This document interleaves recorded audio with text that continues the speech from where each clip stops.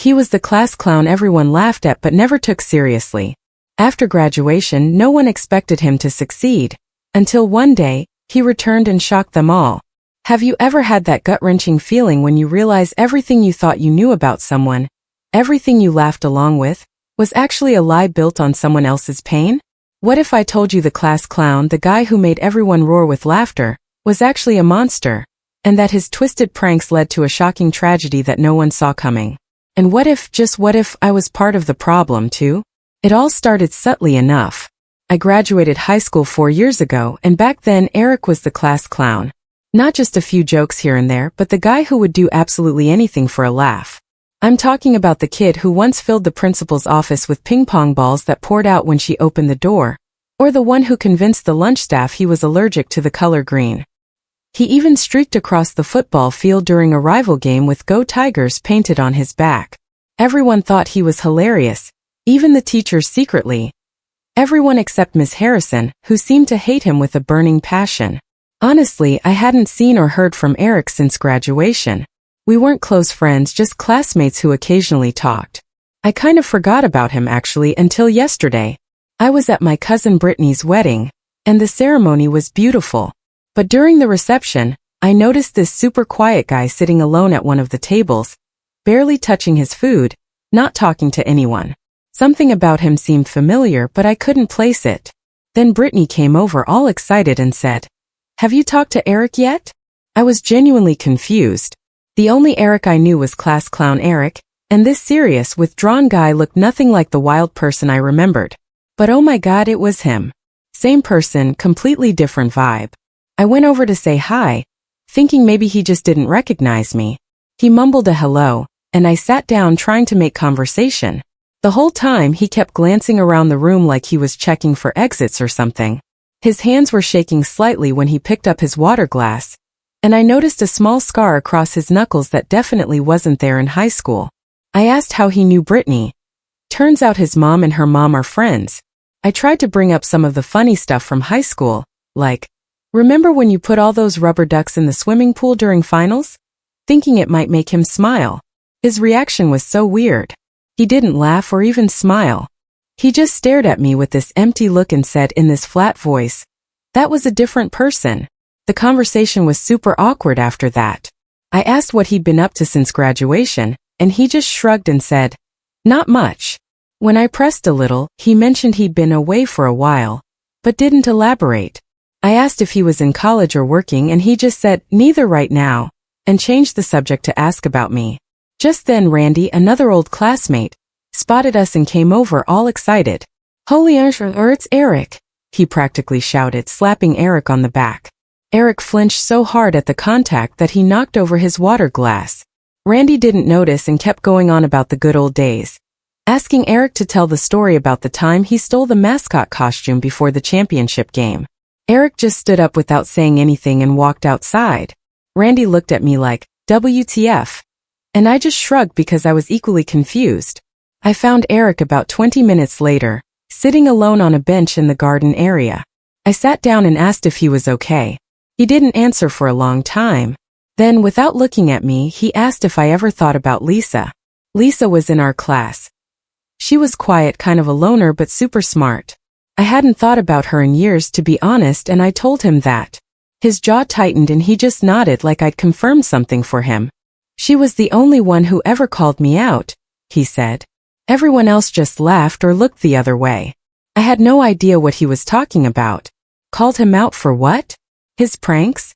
They were harmless. Everyone thought they were funny. When I said this, he finally turned to look at me, and his eyes were intense like he was seeing right through me. "You really don't get it, do you?" he said. "None of you ever did." I asked what he meant, and he just shook his head and stood up to leave. But then he paused and said something that has been echoing in my head ever since. "You know what happened after graduation? Life happened. Reality happened. Consequences happened." Then he walked away. I was completely confused and kind of freaked out, so I went to find Brittany to ask what was up with Eric. She pulled me into an empty hallway and lowered her voice to tell me the story. Apparently, 2 months after graduation, Eric was arrested. Those words hit my stomach like lead.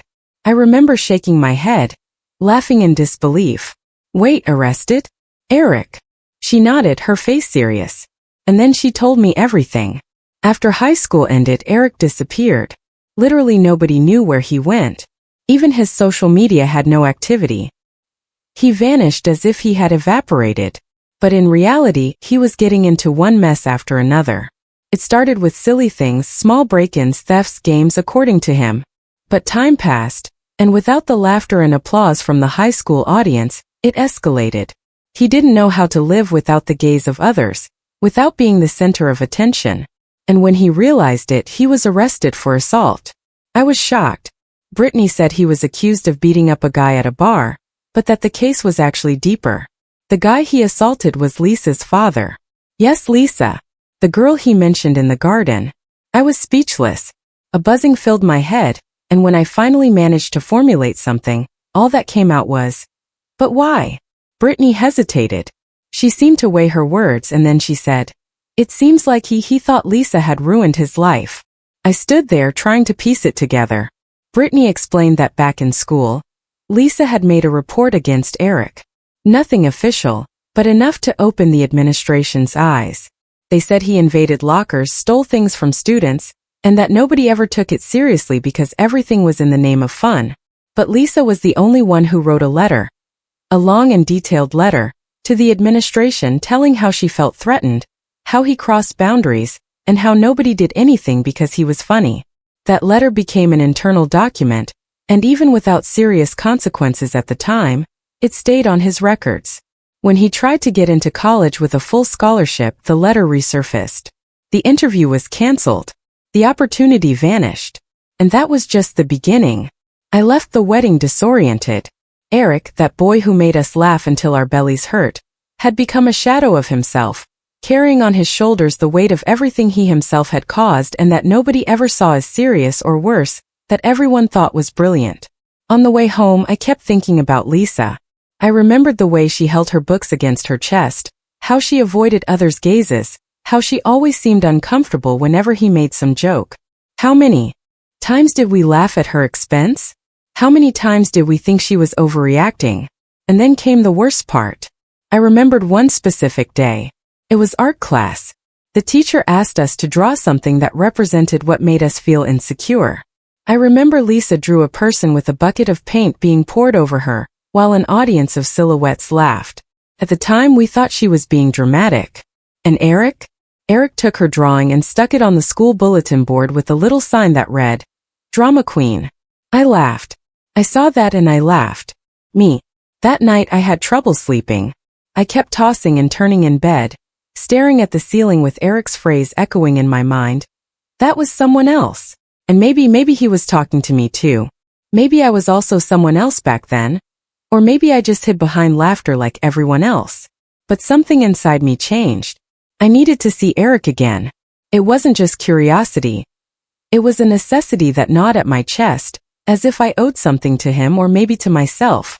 The next morning I went back to Brittany's house. I said I needed to know more, I needed to understand. And that's when she revealed something that caught me completely by surprise. Eric? He still sees Lisa every week. What do you mean? I asked, incredulous. He goes to her grave. I felt my legs give out. Lisa was dead and I didn't even know. The phrase kept hammering in my head like an alarm that nobody turns off. Brittany noticed my shock and pulled up a chair for me, as if she knew I wouldn't be able to stand for much longer. My voice came out weak, almost a whisper. 2 years after graduation, she replied. She took her own life. My throat closed up. Her name, which until then was just a blurred memory of a quiet and distant classmate, suddenly became a weight. A name with history, pain, and a tragic ending that nobody commented on in the high school groups, that nobody posted on social media. Why? I asked as if there was a simple answer to that. Brittany took a deep breath. It was a combination of things. According to her parents, she had been fighting deep sadness since high school but never opened up to anyone. They say she kept everything inside, and that letter about Eric was the most she could do for herself. And after the school covered up the case, she simply lost faith in people. I felt a mixture of anger, guilt, and heavy sadness pierce through me like a knife. I tried to remember if I ever even talked to her in high school, if I helped her with an assignment, if I offered a smile. But all that came to mind was the sound of our laughter as she walked past us, looking at the ground. Brittany continued, her voice low. After she passed, her parents were devastated. They made a memorial in the park where she used to walk.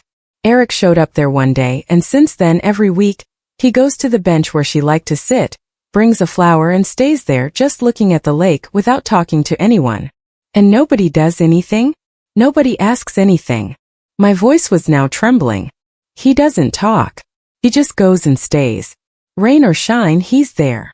I stayed silent for a while, absorbing everything. The Eric I saw at the wedding wasn't just a lost guy.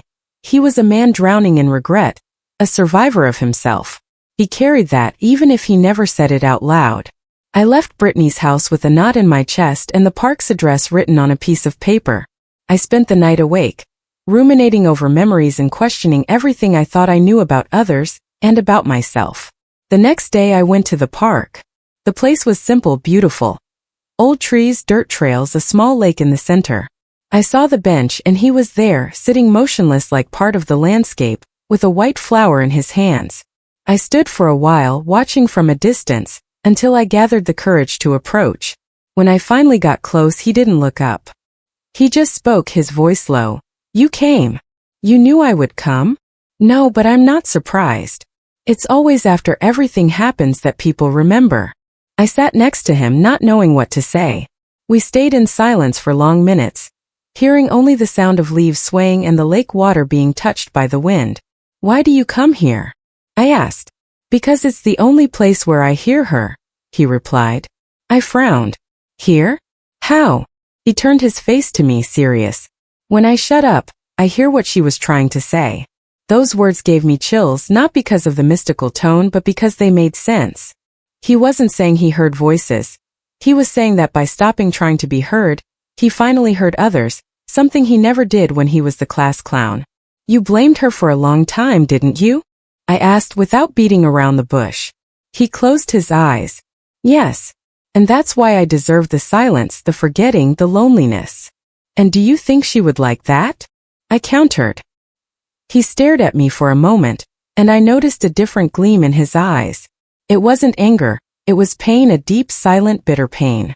No, but it's not about what she would like. It's about what I did. Silence again. This time it was mine. Because he was right. Sometimes consequences have no forgiveness, and maybe they shouldn't. But what we do with them, that's what matters. That's when he told me something that chilled me to the bone. One day I found her notebook. Notebook.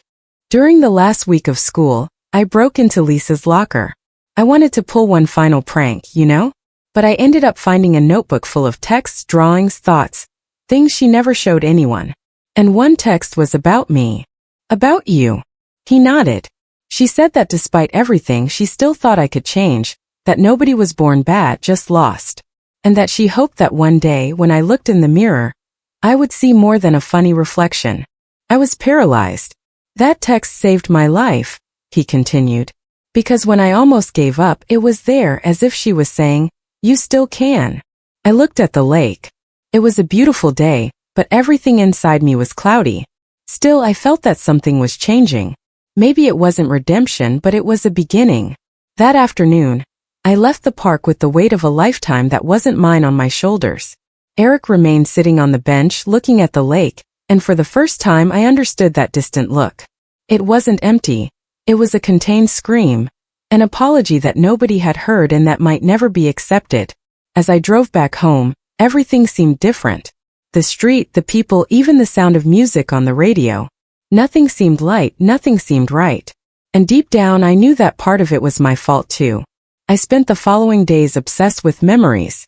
I dug through old photos, joined old class groups, and even looked for Lisa's profile, which was still active but stopped since the last post. A drawing of a girl sitting alone in the rain without a caption. I stared at that post for minutes, maybe hours, imagining how many times she screamed for help in silence and nobody listened. How many times I walked past her without looking. How many times I chose to laugh along with the others. That's when I decided to do something. Not out of heroism, not for redemption, but because I couldn't pretend anymore that nothing had happened. I went back to look for Eric. I sent a message. He ignored it. I sent another. Same thing. I called. He didn't answer. Until days later, I received a simple message. Memorial tomorrow, 10 a.m. That's all it said. The next day I went to the park. The same bench, the same lake. But this time there were flowers scattered around, photos of Lisa, small notes left by other people from school. Someone had set that up. Maybe her parents or maybe Eric himself. He was there. Black shirt, worn jeans, sunken eyes, but there was something different about him, a certain firmness, as if he knew he needed to do this. There were more people too, Brittany, Randy, other classmates, all silent, uncomfortable, like those who carry a nameless burden. Eric stepped onto a small, improvised platform. He took a deep breath and spoke. I know many of you are here because you felt obligated. I understand. I've been in that place where everything seems like obligation, not regret. He paused. The wind swayed the tree leaves and all eyes were on him. But today I'm not here as the class clown, not as the guy who screwed up his own life. I'm here as someone who finally listened. And it hurts. His voice faltered a little. It hurts to remember that I caused laughter at the expense of someone's pain. It hurts to know that all of us looked at Lisa and never really saw her. He looked around. She tried to tell us in drawings, in words, in silence. But we didn't listen. Because laughing was easier than paying attention. More silence. The kind of silence that weighs. She believed in me more than I believed in myself. And I destroyed that. He then took from his pocket a piece of paper carefully folded. It was the page from Lisa's notebook, the one where she wrote about him. He read it aloud, every word, without dramatization, without tears, just the truth. And that was more devastating than any scream. Eric is loud, but I think he's just someone trying to be heard. I hope that one day he sees that he can be more than a joke, that he can be someone real.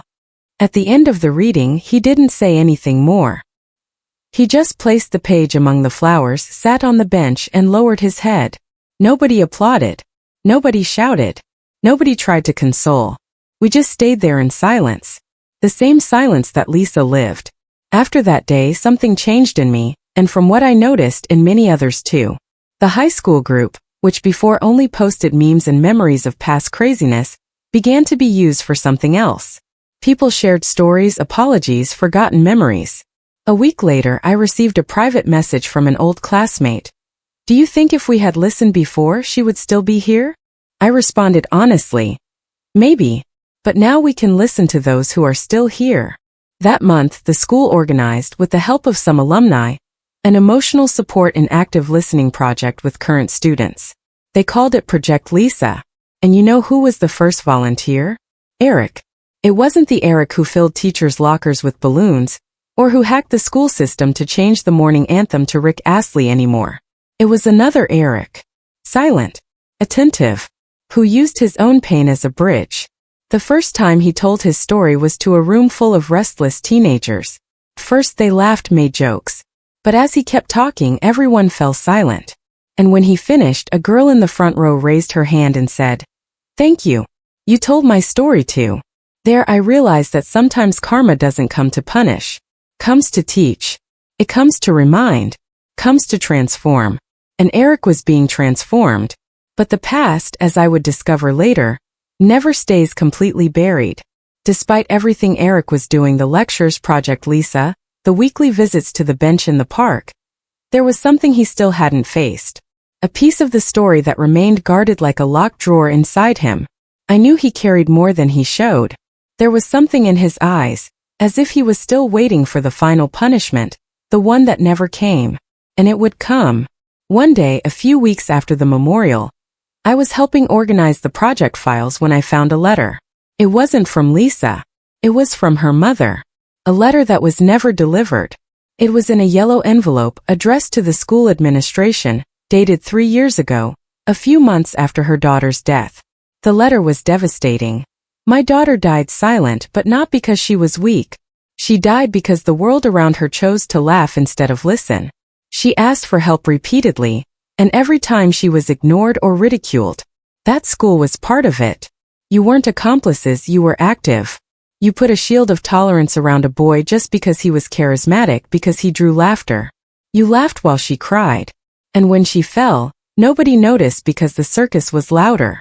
She ended by saying, I don't want justice because nothing will bring my daughter back. But I want truth because truth, unlike my daughter, can still live. I closed the letter with trembling hands. I needed to show this to Eric, but I also knew he wasn't ready. Or rather, maybe he never would be. I kept the envelope and waited. Until on a cloudy afternoon in the park, when I found him quieter than usual, I decided to tell him, Eric, there's something you need to see. He looked at me, tired, not surprised, as if he knew that at some point this would come. I handed him the letter. He read it in silence, the whole thing line by line. When he finished, he didn't say anything. He just let the paper fall on his lap and stared at the lake, motionless. She was right, he murmured finally. I was protected by everyone, even by myself. Do you think you can live with that? I asked. He hesitated. No. But maybe I can do something with it. The following week, Eric scheduled a meeting with the new school principal. I went with him, and for the first time, he told everything without softening, without beating around the bush from beginning to end. He talked about the thefts, the invasions, the humiliations disguised as pranks. He talked about Lisa's letter, about how it was ignored, and he handed over her mother's letter. The principal, a firm woman with eyes that had seen much, listened to everything without interrupting. At the end she said, the school failed. We can't change what happened, but we can ensure it never happens again. That's when the proposal emerged to transform Project Lisa into an official school program, with funding, with real psychological support, with monthly lectures. Eric was appointed as volunteer coordinator. This stirred up the city. Some people criticized. They said it was unfair to give this role to someone who had done so much harm. Others defended, saying it was the strongest form of change, a former oppressor now being a tool of consciousness. But the impact was real and immediate. In the following months, other students began to tell their stories. A girl who suffered bullying for being deaf and using an implant. A black boy who pretended to laugh at racist jokes because it was easier. A trans girl who hid in the bathroom between classes because nobody accepted her. Eric listened to each one. He sat on the same bench with the same posture and listened, as Lisa once said. He finally listened. Until one day, after one of these sessions, he called me to talk. I think I found Lisa's father. What do you mean? The man I assaulted, who got me arrested. It was him. I didn't know at the time. I was just drunk. We argued over something stupid. But now, looking at Lisa's photo, I recognized the look. It was the same. The same look that man had when he stared at me on the ground, bleeding. I stayed silent. The revelation was brutal, but at the same time it made everything fit together. What are you going to do? What I should have done from the beginning. Talk to him. Ask for forgiveness. The next day, we went to the house. A simple house with a well-kept garden and yellow curtains in the window. Eric knocked on the door with sweating hands. Lisa's father opened it. The two looked at each other for long seconds. I am Eric. The man didn't react. He just stared at him. I was the one who hurt Lisa. And then who hurt you? I thought he would close the door, but he didn't. He took a step outside. Speak. And that's how, in the garden of that silent house, Eric told everything. What he did, what he hid, what he learned. He didn't ask for forgiveness like an actor. He asked like a man in pieces, a man who didn't want forgiveness, he just wanted to be heard. For the first time, truly. Lisa's father didn't say he forgave him, but he said one thing. I lost my daughter, but maybe you can save other children. Just don't stop. And with that, he went back inside. Eric left there in silence, but with something different on his shoulders. Not lightness, but direction. And I knew at that moment that this story wouldn't have a happy ending, but it would have meaning. And sometimes that's all we need. Life doesn't restart like in movies, where everything resolves in 2 acts and a sad song in the background. Life continues, dragging wounds, stitching silences, and demanding choices every day. That's how it was with Eric, and in a way with me too. After the visit to Lisa's father, I noticed Eric began to change. It wasn't an explosive, visible change like the ones he used to make in school to get attention. It was subtle. A firmer way of lifting his head, a different way of walking, less the look of someone expecting to be punished, more of someone who knows they carry a purpose, even if painful. The project grew. The school transformed it into a model for other institutions. A team of psychologists began attending to students weekly, and the first listening room was named after Lisa. The bench in the park where it all began got a metal plaque with an excerpt from her letter. Even if he doesn't see it now, I believe he can be more than a joke. The visits to the bench became monthly meetings with alumni, and not just those who suffered but those who caused pain too. For the first time these two worlds sat face to face and talked, and cried, and asked for forgiveness. But of course the world outside doesn't stop. And the past, it always finds a way to knock on the door. It was on a Monday morning. I was opening the project coordination email when I saw an anonymous message with the subject, "Do you really think he changed?" I clicked. The message was short, a single line.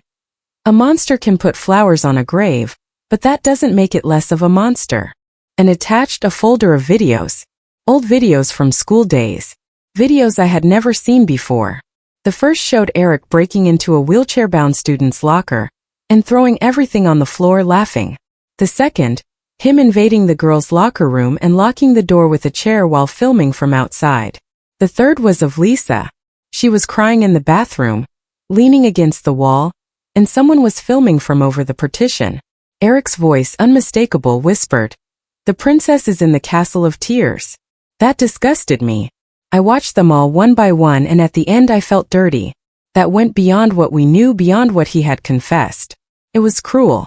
It was perverse. It was premeditated. I stopped breathing for a few seconds, staring at the screen, not knowing what to do. What should I do? Delete? Ignore? Confront? I picked up the phone. I called him. He answered on the second ring. "I need to see you. Now." "I know why," he replied. His voice was different. Hard. Ready. We met at the old school library, now renamed the Lisa Montero Listening Center.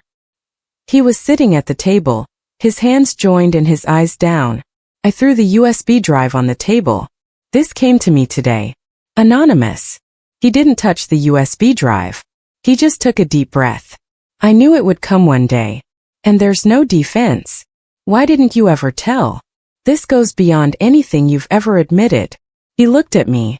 "Because I'm still ashamed. And because part of me believed that if I said it, nobody would listen to the rest anymore. That my attempt to do good would be erased by who I was. But you understand what this means, right?" I asked, trying to contain my anger. He nodded. "It means maybe I need to leave. Step away. The project can't carry my name. Lisa doesn't deserve this." Silence. "The project doesn't have your name, Eric. It has hers. And maybe that's exactly why you should continue. Not because you deserve it, but because she believed you could change. And changing isn't about forgetting what you did. It's about never repeating it again, and never allowing others to repeat it." He cried. For the first time in front of me, he cried for real. Not theatrical sobs. He cried in silence with his eyes squeezed shut, like someone holding the world and unable to bear it anymore. And then he did something that surprised me. The next day, he presented the videos to the school in public. He said he had lied by omission, that there were still parts of his past that he hadn't faced out of fear, shame, and cowardice. And that from that moment on, he would give up coordinating the project but not the mission. He offered to be the first student in the school's new emotional rehabilitation program, to undergo counseling, to study, work behind the scenes, to listen more than speak. The community was divided. Some asked for his expulsion from the project. Others defended him. But in the end he stayed in another place, in another role. And it was in that silence, in that absence of applause, that he finally began to rebuild himself. Months passed. Project Lisa became a national support network. Eric now lives outside the city, working with youth in rehabilitation. Sometimes he sends messages, simple ones, things like, "Today a boy said he was thinking about disappearing, but after our talk, he said maybe he still has a tomorrow." Or, "I miss the bench. I remain here telling this story, because now I understand that my role wasn't to be a spectator. It was to be a bridge. And if you've made it this far listening to all of this, maybe your role is the same. Because easy laughter passes, but the pain left in silence, that stays. And sometimes just listening to someone truly can be the first step to saving a life."